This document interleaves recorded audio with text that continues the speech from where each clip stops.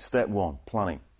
Well, this really starts with where we advise the salesperson, hey, I'd like to come and spend some time in the field with you, and the reason I'd like to do that is to just sort of observe you, see how you're getting on with your customers, give you some feedback. And this is just part of your ongoing development program. Now, when we've done that, under what circumstances would we actually cancel? You know, a salesperson's looking forward to this, hopefully. They've made some arrangements with customers. Under what circumstances might a sales manager want to cancel this? Well, whatever the circumstances are, once we do cancel that meeting, what are we signaling to the salesperson? We're actually saying, actually, there are more important things in this business than your development, which is not a great thing to signal. And ultimately, as managers, we're tasked with being successful through others. So doesn't the development of those others make a lot of sense to us? Of course it does.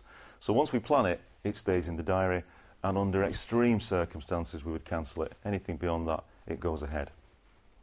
So let's move forward with planning then. So the next part of planning is we go out with the salesperson. We're about to go and see the customer. Just before we go to see the customer, we've got some detailed planning to do. We've got to think about who is going to play which role with the customer. We've got to think about what are the objectives of the meeting with the customer. What do we want to achieve during this interaction with the customer? And we really need to be very specific about this so that from the customer's perspective, when this meeting is taking place, it's seamless. The customer has no sense that the salesperson is being coached or observed in this meeting. It's got to be seamless as far as the customer is concerned.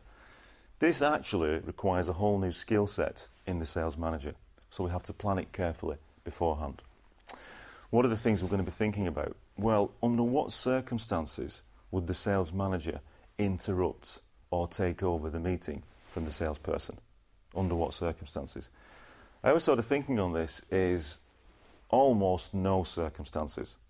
Remember, the objective of the meeting is to observe the salesperson behaving, doing their thing with the customer. So what we're going to talk about next is how we manage that situation of allowing the salesperson to handle the call on their own.